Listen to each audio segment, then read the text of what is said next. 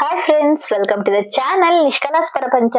Friends, ಇವತ್ತು monthly ration shopping ಮಾಡಕ್ ಹೋಗ್ತಾ ಇದ್ದೀನಿ. ಗ್ರೋಸರಿ ಶಾಪಿಂಗ್ ಮಾಡಕ್ಕೆ ನಾವು ಬಂದಿರೋದು ಸ್ಮಾರ್ಟ್ ಬಜಾರಿಗೆ ಬಂದಿದೀವಿ. ನಮ್ಮ ಮನೆಯವ್ರಿಗೆ ಮಾರ್ನಿಂಗ್ ಟೈಮ್ ಸಿಗ್ತಿರ್ಲಿಲ್ಲ ಕರ್ಕೊಂಡು ಹೋಗಕ್ಕೆ, ಅದಕ್ಕೇನೆ ನೈಟ್ ಬಂದ್ಬಿಟ್ಟಿದೀವಿ. ನಾವು ಒಂದು 8 o'clock ಆಗಿತ್ತು ನಾವು ಮನೆಯಿಂದ ಹೊರಟಾಗ. ನಮ್ಮ ಮಾವ ಕೂಡ ಬಂದಿದ್ರು ಅವತ್ತು, ನಮ್ಮ ಮೈದನ್ ಮಗಳು ಕೂಡ ಬಂದಿದ್ಲು. ಅವಳಿಗೂ ಕೂಡ ನಾಳೆ ಹೋಗ್ಬಿಡ್ತಾಳೆ ಅಂದ್ಬಿಟ್ಟು ಒಂದ್ ಡ್ರೆಸ್ ತಗೊಂಬರೋಣ ಅಂತ. ಹಾಗೇನೆ ಇಲ್ಲಿ ಬಟ್ಟೆ ಶಾಪಿಂಗು ಆಗುತ್ತೆ, ಗ್ರೋಸರೀಸ್ ತಗೊಂಡಂಗ ಆಗುತ್ತೆ ಅಂದ್ಬಿಟ್ಟು ನಾನು ನಮ್ಮ ಮನೆಯವರು ಮತ್ತೆ ಪಾಪು ಬಂದಿದೀವಿ. ಮನೆಯಲ್ಲಿ ನಮ್ಮ ಅತ್ತಿಗೆ ಮಗಳು ಇದ್ಲಲ್ವಾ, ಅವಳ ಜೊತೆ ಮಕ್ಕಳು ಇದ್ರು, ನಮ್ಮ ಮಾವನು ಇದ್ರು, ಎಲ್ರು ಲೇಟೇ ಆಗೋಯ್ತು. ಪಾಪು ಬೇಡ ಅಂತ ಅಂದ್ರುನು ಅವನು JCB ನೆಟ್ಕೊಂಡ್ ಬಂದಿದ್ದ, ಅಲ್ಲಿ ಇಡಕ್ಕಾಗಲ್ಲ ಬೇಡ ಅಂತ ಅಂದ್ರುನು ಅಲ್ಲ ಹೊರಗಡೆ ಲಗೇಜ್ ಎಲ್ಲ ಇಡ್ಬೋದಲ್ವಾ, ಅಲ್ಲಿ ಇಟ್ಬಿಟ್ಟು ನಾವು ಒಳಗಡೆ ಹೋಗ್ತಾ ಇದೀವಿ ಇವಾಗ. ನಾನು ಮಂತ್ಲಿನೇ ಶಾಪ್ ಮಾಡೋದು ಯಾವಾಗ್ಲೂ. ಒನ್ ಮಂತ್ 1.5 month 2 monthsಗೆಲ್ಲ ಆಗ್ಬಿಡುತ್ತೆ ನಾನು ತಗೊಂಬರೋ ರೇಷನ್. ಏನಾದ್ರೂ ಮಿಕ್ಕಿದ್ದೆಲ್ಲ ಖಾಲಿ ಆಗಿದ್ದೆ ಹಾಗೇನೆ ಅಂಗಡಿಲಿ ತರಿಸ್ಕೊಡ್ತೀನಿ. ನಮ್ಮ ಮನೆಯವರು ಮತ್ತೆ ಪಾಪು ಯಾವಾಗ್ಲೂ ಮಾರ್ನಿಂಗ್ ಹಾಲೆಲ್ಲ ತರಕ್ ಹೋಗ್ತಿರ್ತಾರಲ್ವಾ, ಅವಾಗೆಲ್ಲ ಅವರೇ ತಗೊಂಡ್ಬಂದ್ಬಿಡ್ತಾರೆ. ಡಿಸೆಂಬರ್ ಕ್ರಿಸ್ಮಸ್ ಮಂತ್ ಆಗಿರೋದ್ರಿಂದ ಎಲ್ಲ ಹಾಗೆ ಡೆಕೋರೇಷನ್ ಎಲ್ಲ ಮಾಡಿದ್ರು. ಅಲ್ಲಿ ಕೂಡ ನನಗೆ ಡಿಮಾರ್ಟ್ ಅಲ್ಲಿ ಶಾಪ್ ಮಾಡೋದು, ಈಗ ರೇಷನ್ ಎಲ್ಲ ಶಾಪ್ ಮಾಡೋದು ಅಂದ್ರೆ ಇಷ್ಟ ಆಗುತ್ತೆ.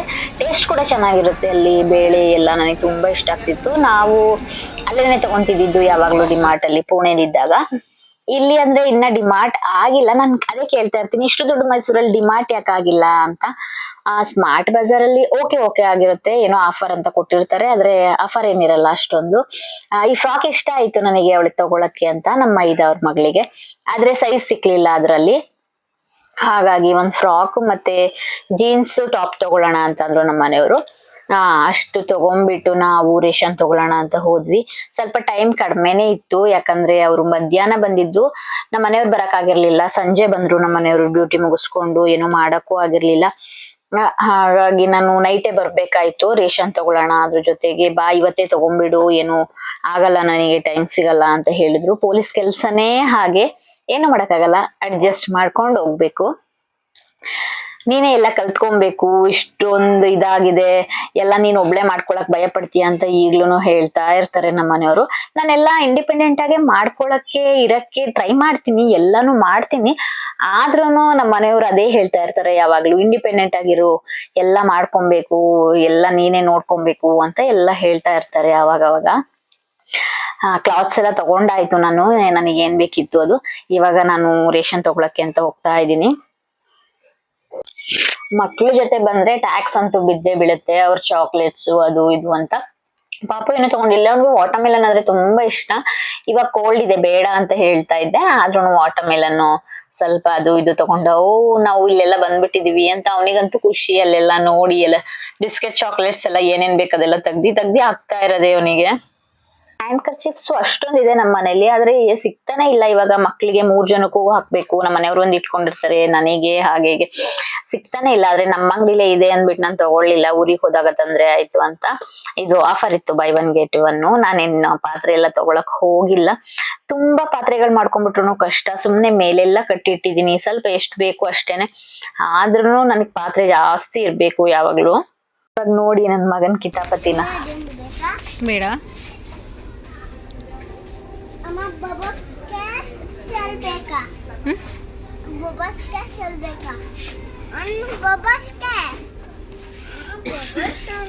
ಬೇಡಮ್ಮ, ಶೆಲ್ ಇದೆ ಮನೇಲಿ, ಬಬಲ್ಸ್ ಇದೆ. ಇದೆ, ರಿಮೋಟಿಗೆ ತಗೊಳ್ಳೋಣ ಬಿಡು ಸಾಕು.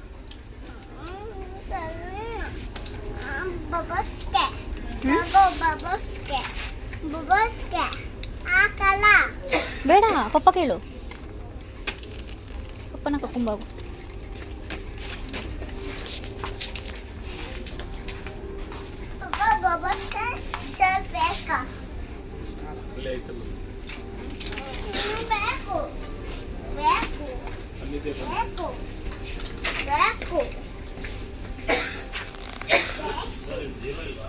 ಅಲ್ಲೇ ಇರ್ಲಿ ಬಿಡು.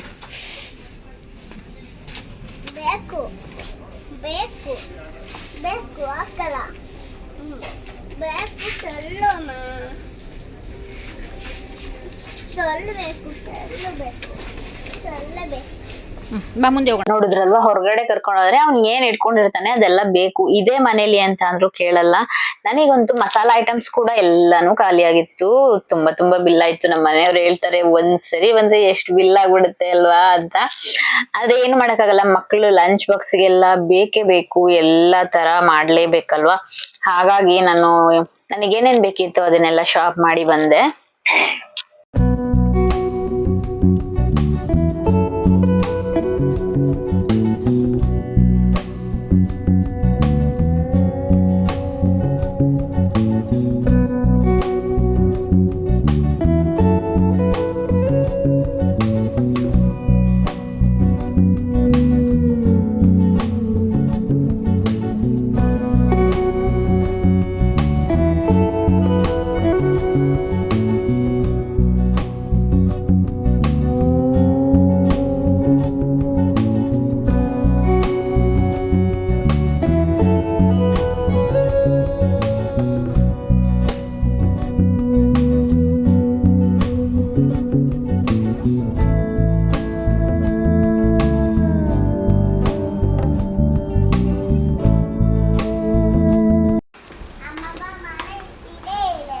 ಅಮ್ಮಮ್ಮ ಮನೆ ಇದೇ ಇದೆಯಾ?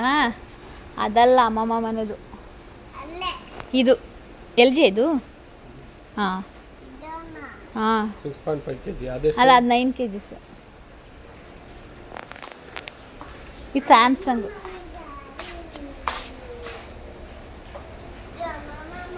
ಇದು ಕಣು ಪಾಪ ಅಮ್ಮಮ್ಮ ಮನೆದು. ಅದು ಇನ್ನೂ ಜಾಸ್ತಿ ಕೆ ಜಿದು, 40 ಚಿಲ್ಲರೆ ಆಗಿದ್ದೇನು. ಹಾಂ 8 kgs ಸೇಮು ಇಲ್ಲಿದೆ ನೋಡಿ.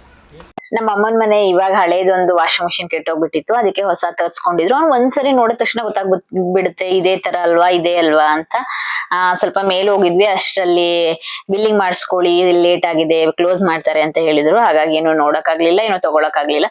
ಸುಮ್ನೆ ಬಂದ್ವಿ. ರೇಷನ್ ಎಲ್ಲ ಎಷ್ಟಿತ್ತೆ ಅಷ್ಟೆಲ್ಲ ತಗೊಂಡ್ಬಿಟ್ಟು ಬಿಲ್ ಮಾಡಿಸ್ಕೊಂಡು ಮನೆಗ್ ಬಂದ್ವಿ. ನಮ್ಮ ಮಾವ ಉಳ್ಕೊಳ್ಳು ಇಲ್ಲ, ಮಾರನೇ ಬೆಳಿಗ್ಗೆನೆ ಇಲ್ಲ, ಇನ್ನೊಂದ್ ಕಾರ್ನಾರೇ ಇದೆ, ಹೋಗ್ಲೇಬೇಕು ಅಂತ ಹೇಳಿದ್ರು. ಅವ್ರನ್ನೆಲ್ಲ ಕಳಿಸ್ಕೊಟ್ಟಿ ಬಂದ್ರೆ 1 ದಿನ 2 ದಿನ ಎಲ್ಲ ಉಳ್ಕೊಳ್ಳೋದೇ ಇಲ್ಲ, ಹೋಗೇ ಬಿಡ್ತಾರೆ. ಅವರಿಗೆ ಕೆಲ್ಸ ಇರುತ್ತೆ ಅಲ್ಲಿ, ಈ ಹೊಲ ಮನೆ ಕೆಲ್ಸ ಅಲ್ವಾ, ಅದು ಕೂಡ ಇಂಪಾರ್ಟೆಂಟು, ಅದಕ್ಕೆ ಹೋಗ್ತಾರೆ.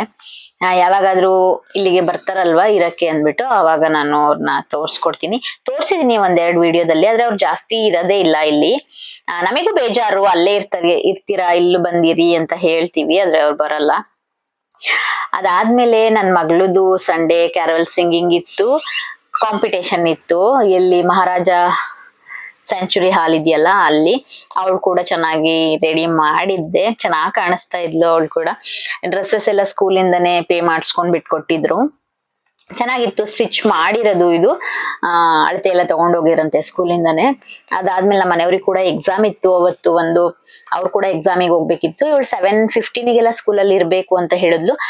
ನಮ್ಮ ಮನೆಯವರು 7 o'clock ಹೊರಟಿದ್ರಲ್ವಾ, ಬಾ ನಾನ್ ಬಿಟ್ಕೊಟ್ಬಿಟ್ಟು ಬರ್ತೀನಿ, ಬಿಟ್ಕೊಟ್ಬಿಟ್ಟು ಹಾಗೆ ಎಕ್ಸಾಮಿಗೆ ಹೋಗ್ತೀನಿ ಅಂತ. ಅದ್ರ ಜೊತೆಗೆ ನಾನು ಹೋದೆ ನೋಡೋಣ ಮಕ್ಕಳನ್ನೆಲ್ಲ ಅಂತ.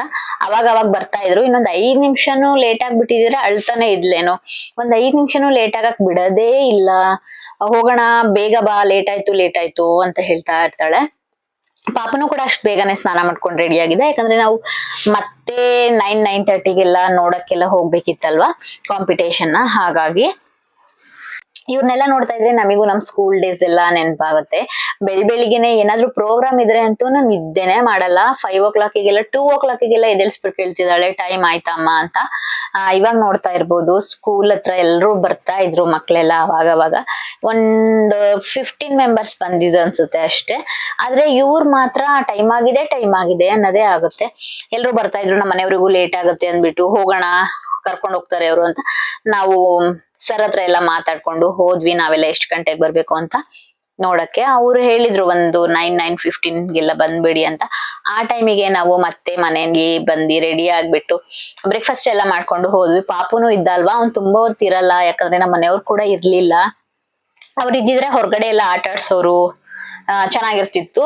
ಆದ್ರೆ ಅವ್ರಿಗೆ ಎಕ್ಸಾಮ್ ಇತ್ತು ಅವತ್ತು. ಹಾಗಾಗಿ ಅವರು ಎಕ್ಸಾಮ್ಸ್ ಅಟೆಂಡ್ ಮಾಡ್ತಾ ಇದಾರೆ, ಬೇರೆ ಬೇರೆ ಕಾಂಪಿಟೇಟಿವ್ ಎಕ್ಸಾಮ್ಸ್ ಎಲ್ಲ. ಅವ್ರಿದ್ರೆ ಸಾಕು. ನಮ್ಮ ಬಬ್ಲುಗಂತೂ ಅವ್ರ ಜೊತೆನೆ ಇರ್ತಾನೆ, ಪರವಾಗಿಲ್ಲ. ಅವ್ನಿಗೆ ನಿದ್ದೆ ಬಂದಾಗ ಮಾತ್ರ ಒಂದ್ ಸ್ವಲ್ಪ ಹಠ ಮಾಡ್ತಾನೆ. ಇವಾಗ ಮಕ್ಳನ್ನೆಲ್ಲ ಬಿಟ್ ಬಂದಿದ್ವಿ ಅಲ್ವಾ, ಇವಾಗ ನಾವು ಕೂಡ ರೆಡಿಯಾಗಿ ಹೋಗ್ತಿದೀವಿ.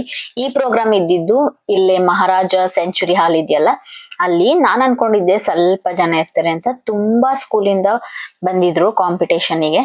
ಇಷ್ಟೊಂದು ಟೀಮ್ಸ್ ಇರುತ್ತೆ ಅಂತ ನನಗೆ ಗೊತ್ತೇ ಇರ್ಲಿಲ್ಲ.